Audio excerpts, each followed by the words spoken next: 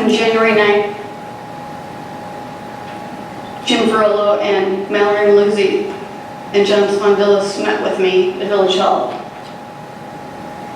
telling me it was unfair for me to advocate at the mic at the public meetings because of a crime that had happened to me, that I was being unfair.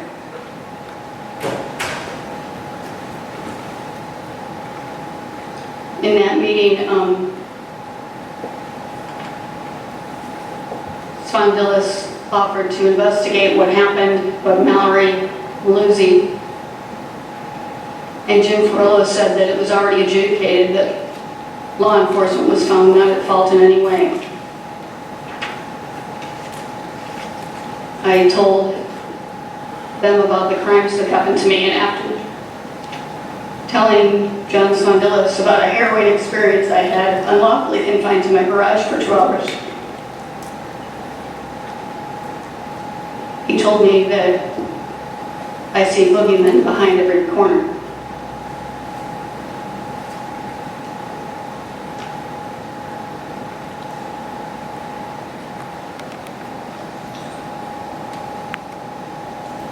The perpetrator who did this made their first unlawful attempt into my home in the fall of 2013, putting their fist through my screen door, my sliding screen door.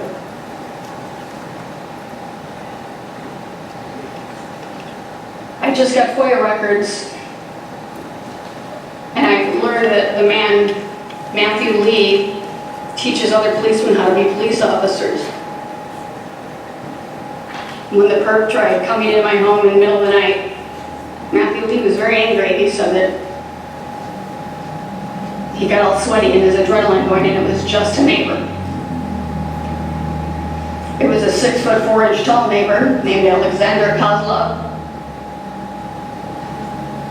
whose wife was in the newspaper where they said that she was taken into custody for a subsequent beating. I suffered repeated assaults and batteries and attempts into my home. And I knew one thing for sure, that the Constitution protects you safely in your home.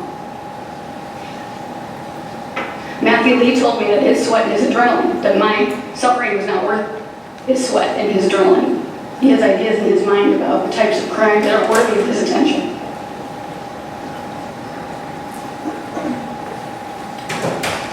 Every trustee up here tonight, except for Porker, Vito, Papantos, were fully informed of this. Forgive me.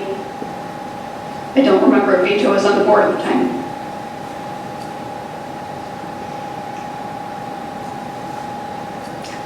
I found out that this woman, Alexandra Molina, has a license to practice medicine and went to high school with the wife of John Spondylus, and they also have privileges of the same hospital.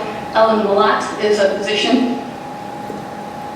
I knew one thing for sure. I knew that nobody gets a get-out-of-jail-free card unless there's money exchange, which is what I suspected, which is what started my investigation into village finances.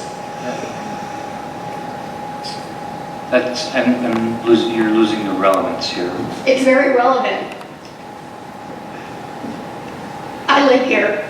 Yes, ma'am. I was not safe in my home. Michael C. Conway told patrolmen who wanted to make an arrest that no real crime happened here. Purvis had to tell Matthew Lee, the detective guy, defended me. Look, she didn't use the pepper spray, so she was in the back wall of the garage. She had nowhere else to go, as if I had had a gun.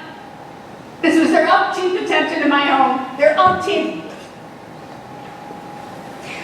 The problem is when you tell people that their perp is taken into custody, they believe that, and sometimes they're subject to subsequent acts of violence. The newspaper said she was taken into custody and charged.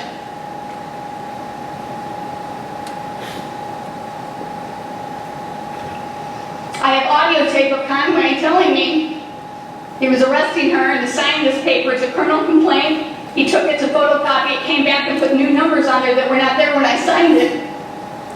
This is the same Michael C. Conway who made a reclassification of his position so he could be sergeant in 2012.